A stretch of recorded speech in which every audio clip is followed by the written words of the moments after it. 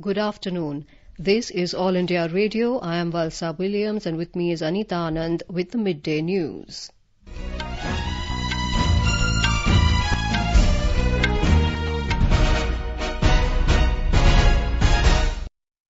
The headlines. Disengagement with Chinese army starts in Galwan Valley as per agreed terms in Corps Commanders meeting.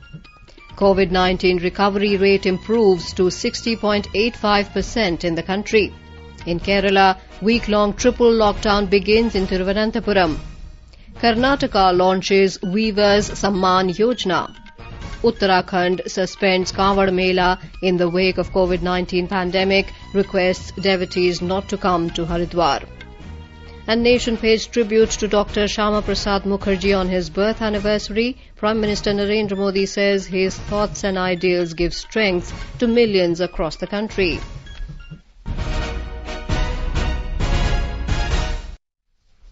Disengagement with the Chinese army has started in Galwan Valley as per agreed terms in the Corps Commanders meeting of the two sides.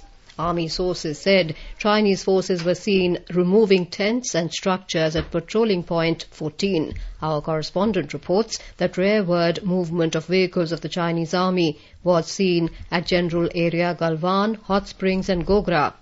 This development is in line with what the Corps commanders agreed to on the 30th of June at Chushul.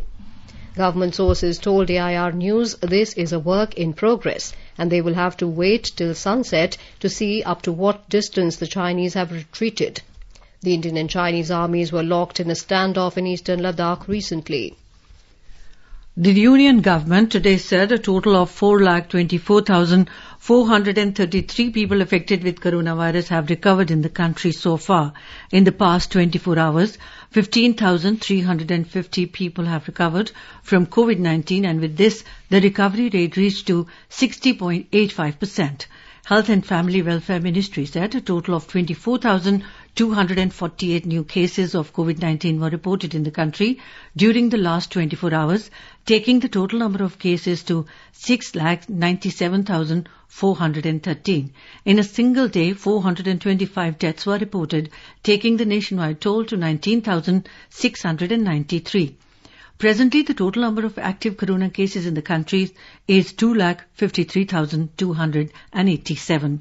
Meanwhile, Indian Council of Medical Research ICMR said that a total of 1,80,596 tests of coronavirus samples were conducted by the various laboratories in the country in the last 24 hours. So far, 99,69,662 tests have been conducted. ICMR is continuously scaling up its testing facilities for COVID-19 by giving approval to government and private laboratories. As of now, a total of 1,105 laboratories across India have been given approval to conduct the test for COVID-19, including 788 government laboratories and 317 private laboratories chains. India achieved a remarkable feat today by performing more than 1 crore COVID-19 tests since the outbreak of corona pandemic in India. Starting from a less than 100 tests per day, a multiple-fold increase in a few months was made possible by dedicated teams of various stakeholders, including research institutions, medical colleges, testing laboratories, ministries, airlines and postal services. More from our correspondent.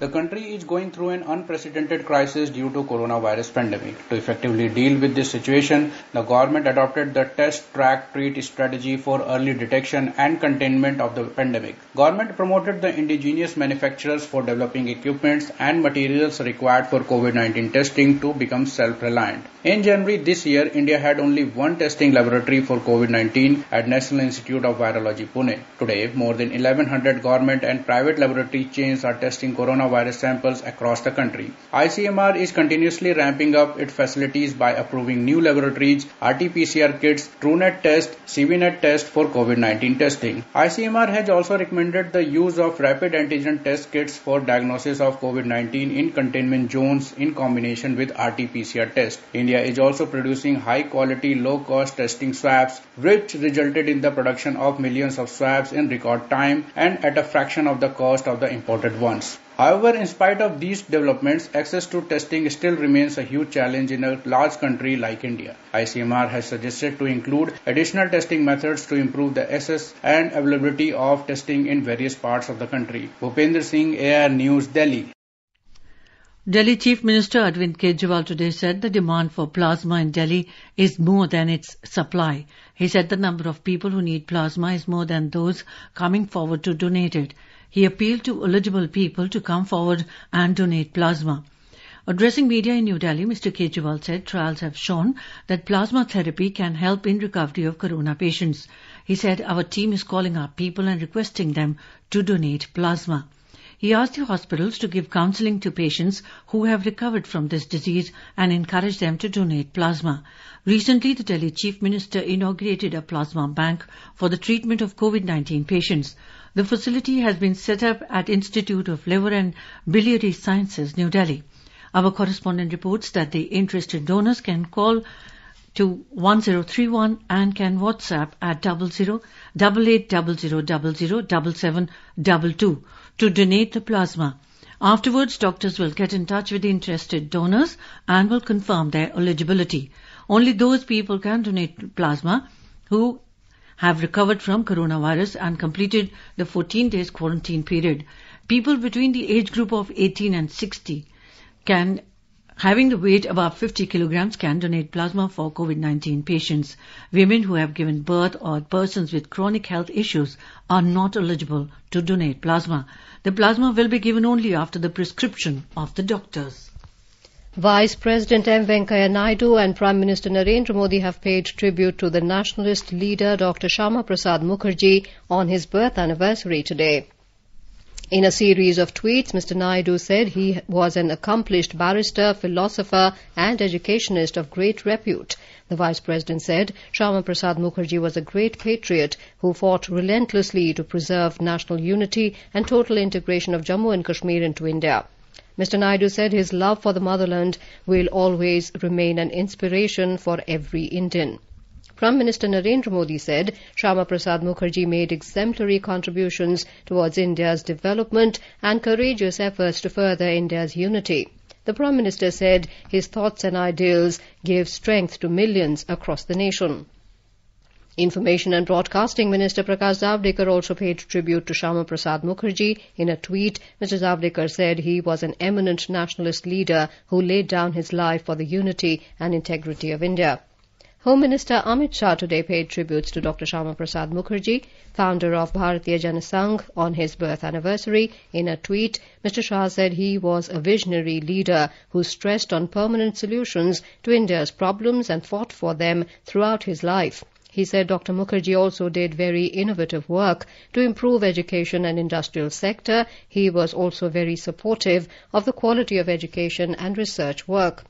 Mr. Shah said his dedication and sacrifice to keep Kashmir an integral part of India and for the unity and integrity of the country will always inspire countrymen. Addressing a virtual rally for West Bengal from Delhi, BJP President J.P. Nadda said this is the first birth anniversary of the great leader after repealing of Article 370 of the Constitution by the Narendra Modi-led government at the centre. Mr. Nadda said this is a befitting tribute to him, for which Shyama Prasad Mukherjee sacrificed his life. Shyama Prasad Mukherjee एक राष्ट्रभक्त, देशभक्त, शिक्षाविद, प्रखर राजनेता और प्रखर सांसद के रूप में हम सब लोग जानते हैं. उन्हें ये गौरव प्राप्त हुआ और उन्होंने इसको करके दिखाया कि खंडित भारत में अखंडता के लिए लड़ने वाले वो पहले नेता थे जिन्होंने बलिदान दिया और इस देश को बचाया. Air India will operate 36 flights between the United States and India from July 11 to July 19 under the Vande Bharat mission. Air India said tickets may be booked through Air India website only from 8 p.m. today. Under the fourth phase of Vande Bharat mission, Air India will operate 170 flights connecting India with Canada, the US, the UK, Kenya, Sri Lanka, Philippines, Kyrgyzstan, Saudi Arabia, Bangladesh, Thailand, South Africa, Russia, Australia, Myanmar, Japan, Ukraine and Vietnam.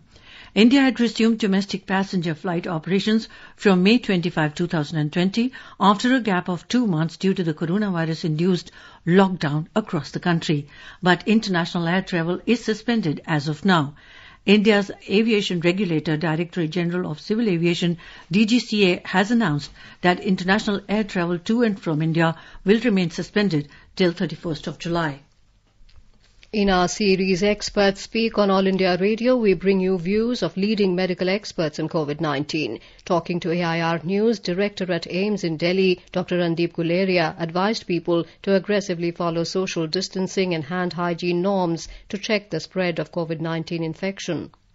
Regular hand washing should be done. So those who in an area where there is coronavirus infection should wash their hands regularly. You should avoid going to crowded places because if someone in the crowd is coughing and has the infection, he can spread to others in the crowded places. And if any member in your family has fever, cough, cold, he should stay at home and avoid going out so that he doesn't spread the infection to other people in the community.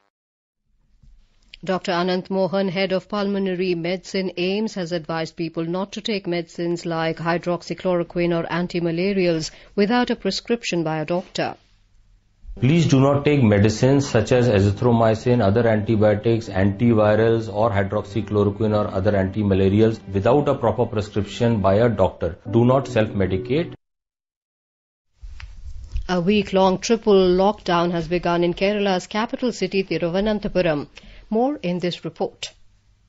The capital city is in high alert and under strict police surveillance. All the 100 wards in Thiruvananthapuram corporation is closed. All roads except for an entry and exit road leading to the city is shut. Only essential services is allowed. Public transport is not functioning. All the government offices in the region remains closed. State Minister Kadagambally Surendran, who is in charge of the district, said that the situation in Thiruvananthapuram is serious. Extreme caution is the need of the hour as community spread is feared. He further said that all necessary arrangements will be done for the food and travel facility of the people who are stuck in the city amid the sudden declaration of triple lockdown. Deputy Police Commissioner informed that the cases will be registered against those venturing out unnecessarily and the vehicles will be seized. Mayusha for AR News from Thiruvananthapuram.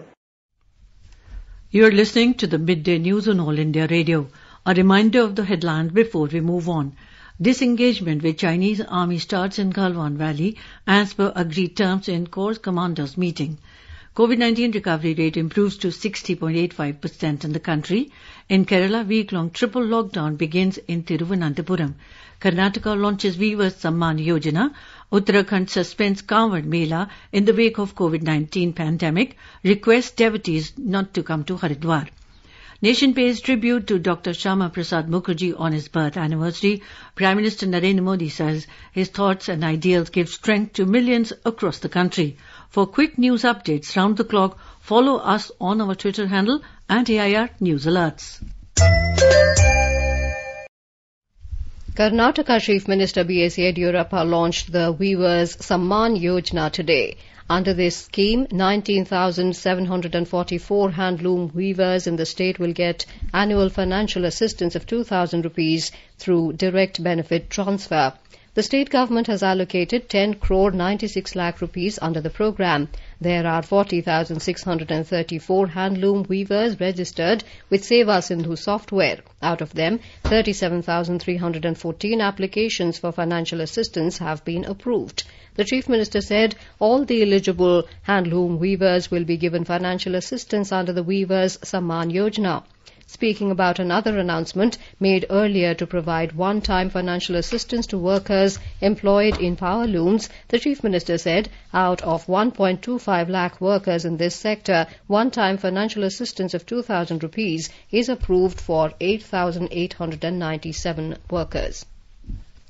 In Uttarakhand, police has issued a notice of suspension of Kanwad Mela due to COVID-19 and requested devotees not to come to Haridwar as the district's borders have been sealed. Earlier, Haridwar District Magistrate C. Ravi Shankar said that Kanwadiyas who enter Haridwar defying the ban on the annual Kanwad Yatra will have to serve a 14-day quarantine at their own expenses. The annual Yatra, which sees a huge congregation of Kanwadiyas in Haridwar to collect the holy Ganga water, was cancelled this year in view of the coronavirus pandemic. Our correspondent reports that the district administration is maintaining strict vigil in order to prevent entry of Kanwadiyas into the city.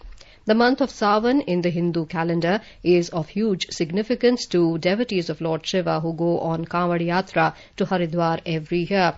But this year, the Uttarakhand government has said that the Ganga water will be taken from Har Ki Pauri and sent to all states for the devotees of Shiva.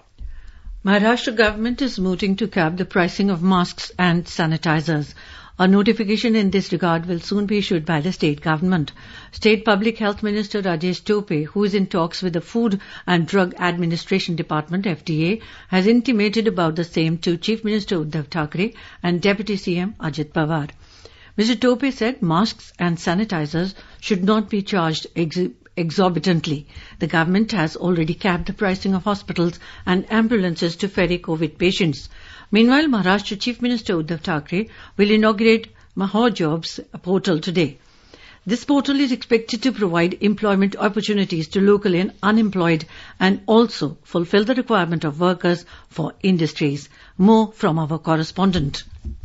65,000 industries have been started in the state post-lockdown. Maharashtra government has recently signed MOUs worth rupees 17,000 crore with various companies in the country and abroad. In addition, the state government has also started issuing licenses for new industries. In wake of these developments, the demand for skilled, semi-skilled and unskilled workers has increased in industry sector. However, large number of workers have migrated to their hometowns due to lockdown triggered due to coronavirus. In such condition, the web portal Mahajobs is expected to ensure that the industry does not face shortage of workers and also provide employment to the locals. Job seekers need to upload their information on this portal. Once registered, job opportunities will be made available to these job seekers from various companies. Madhuri Pange, AIR News, Mumbai. Prime Minister Narendra Modi will dedicate to the nation Asia's largest 750 megawatt Rewa ultra mega solar plants in Madhya Pradesh via video conferencing on 10th of July. Chief Minister Shivraj Singh Chauhan informed this in Delhi yesterday. Our correspondent has more details. Rewa Ultra Mega Solar Plant is established in the Rewa district of Vindhya region of Madhya Pradesh with a total solar installed capacity of 750 megawatt. It is one of the largest single-site solar plant in India and the world. A state government release also quoted that Chief Minister has met Union Minister of State for Energy R.K. Singh and urged him to attend the inaugural ceremony. Chief Minister informed that due to the cancellation of the power purchase agreement of the Madhya Pradesh Power Management Company with Damodar Valley Corporation, the Western Region Load Observation Center has banned any kind of short-term bilateral deal. He urged that this subject is under consideration in the Power Appellate Tribunal. So till the decision comes, the power purchase under short-term bilateral deals should be termed valid. Giving his consent to take part in the inaugural ceremony, Energy Minister R.K. Singh assured all possible assistance in other issues. Sanjeev Sharma, AIR News, Bhopal. The operation and maintenance work of modern fish market located in Port Blair became functional from yesterday, has been assigned to local fishermen self-help group to flourish employment opportunities under Atmanirbhar Bharat. Sanitation is primarily focused in this modern fish market, which is equipped with all modern amenities for fish storage. A report. To provide employment opportunities to vulnerable fishermen under Atmanirbhar Bharat, the operation and maintenance work of modern fish market has been assigned to Port Blair Fishermen Self-Help Group. The market became functional yesterday. It comprises 96 stalls with a total fish storage capacity of 5 tons. It was constructed by Fisheries Department with an approximate cost of 2 crore rupees and later transferred it to the Port Blair Municipal Corporation. The PBMC recently signed an agreement to hand it over to 11-membered Fishermen Self-Help Group for 3 years. The market is equipped with all modern amenities like chill room and deep storage. Besides, a 12,000-liter rainwater harvesting plant has also been established to meet the water requirements, and fish waste will be utilized in preparing manure. Fisheries have an important role in the island's economy, and it is expected to create more employment opportunities for local in the coming time. Gaurav Patwal, AIR News, Port Blair. Meanwhile, 14 new cases of COVID-19 have been reported today in the Andaman and Nicobar Islands. 6 patients recovered as well. Now the total number of active cases has reached 67. It includes 8 travellers and 6 contacts of earlier positives. All the 14 persons found positive have been admitted to hospitals for treatment. The total number of COVID-19 cases reported in the islands has reached 139, out of which 72 patients have recovered. 5 areas in Port Blair have been categorized as clusters for containment of the virus. People are advised to take precautions and stick to the guidelines. Screening and sample testing are being carried out. In Mizoram, not a single person tested positive for coronavirus infection in the last 24 hours, and 3 patients were discharged after recovery yesterday. According to an official statement, the tally of positive cases has reached 186 so far, and out of which 133 patients have been discharged after recovery, and active cases stand at 53. In Himachal Pradesh, the number of corona-infected patients has increased to 1,065. Currently, 317 corona positives are undergoing treatment in various hospitals, while 724 patients have recovered from the infection so far. During the last 24 hours, 23 fresh cases were reported in the state. Meanwhile, today is the 85th birthday of Tibetan spiritual guru Dalai Lama, but no function is being organized at his residence, Maklodganj in Kangra district, to check the spread of novel coronavirus. Dalai Lama's private secretary, Sachin Seton Samadhup, said that since January, due to the outbreak of the corona epidemic, the Dalai Lama has neither made any foreign visit nor given any teachings. He is conveying his followers through video conferencing. In Assam, a 14-day lockdown has begun at Dima Hasao district from today. Official sources said the step has been taken to prevent the spread of COVID-19 cases. The administration has urged people to remain inside during the lockdown. In all, 735 new cases were detected yesterday in the state, out of which 552 are in Guwahati city. On the other hand, in a positive development, 690 persons were discharged yesterday in the state. In Arunachal Pradesh, the total lockdown in Itanagar capital complex region will be effective from 5 p.m. today. The week-long lockdown, which ends at 5 a.m. on 13th of this month, has been imposed, seeing the rise in COVID-19 cases in the capital region.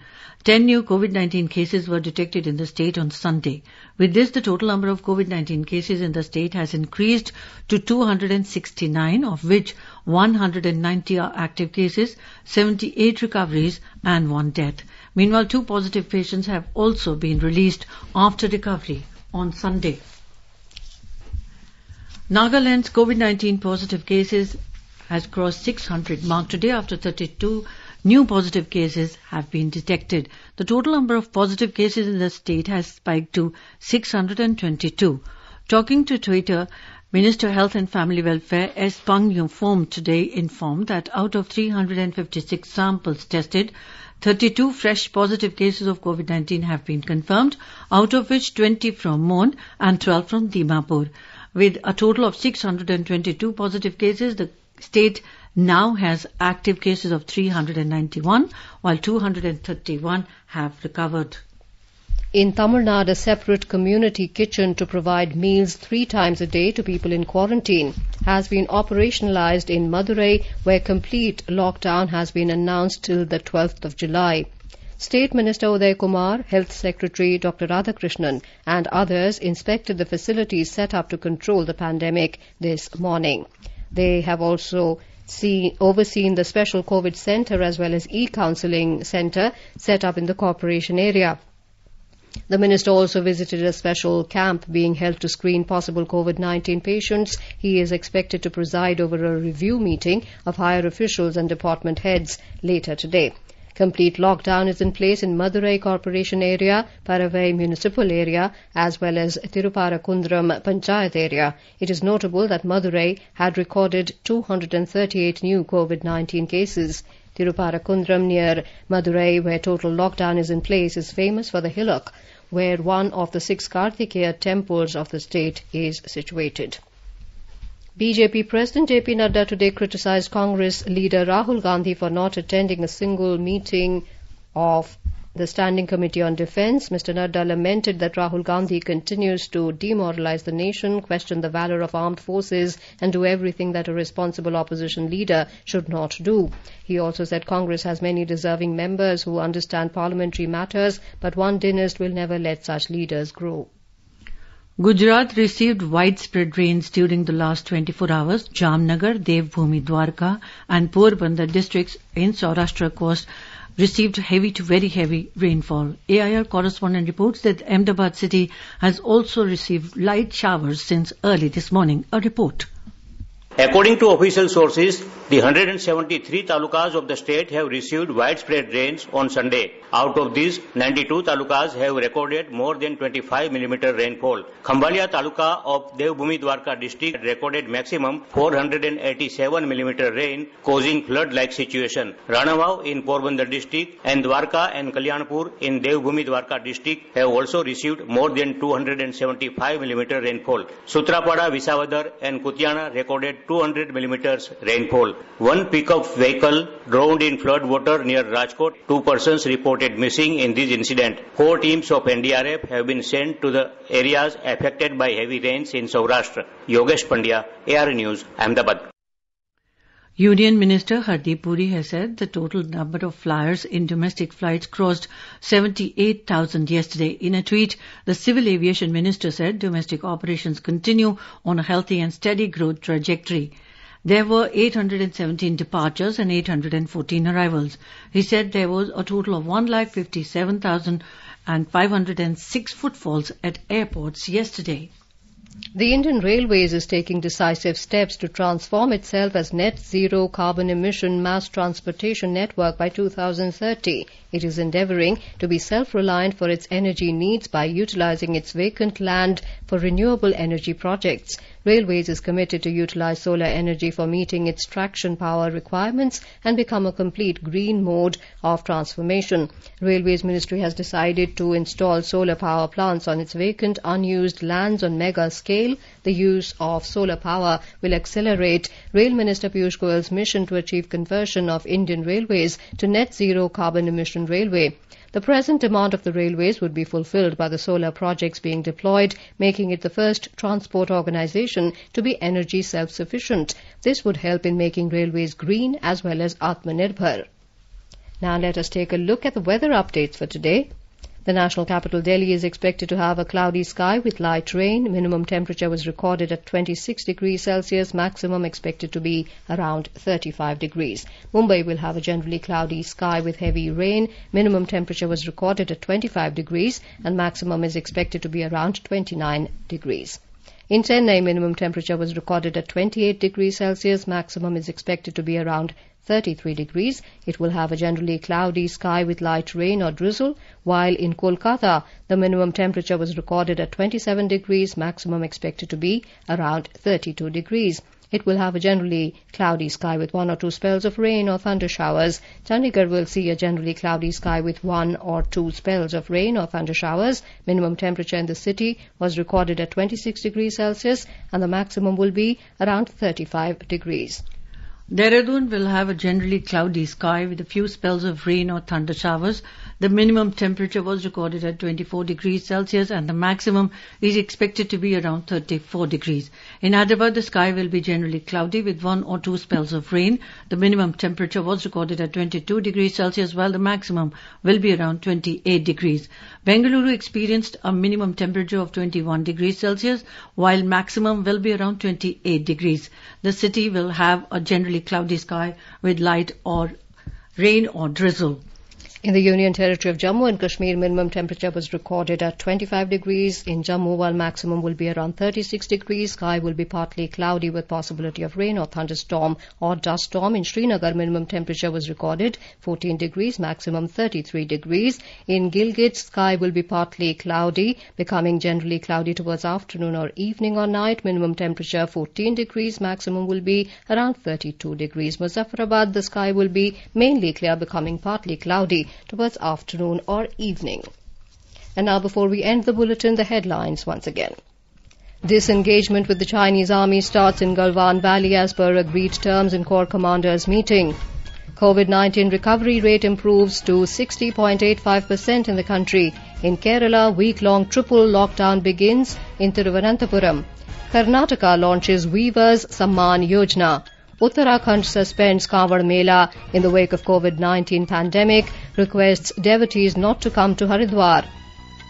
And nation pays tribute to Dr. Shyama Prasad Mukherjee on his birth anniversary. Prime Minister Modi says his thoughts and ideals give strength to millions across the country. And with that, we end the midday news.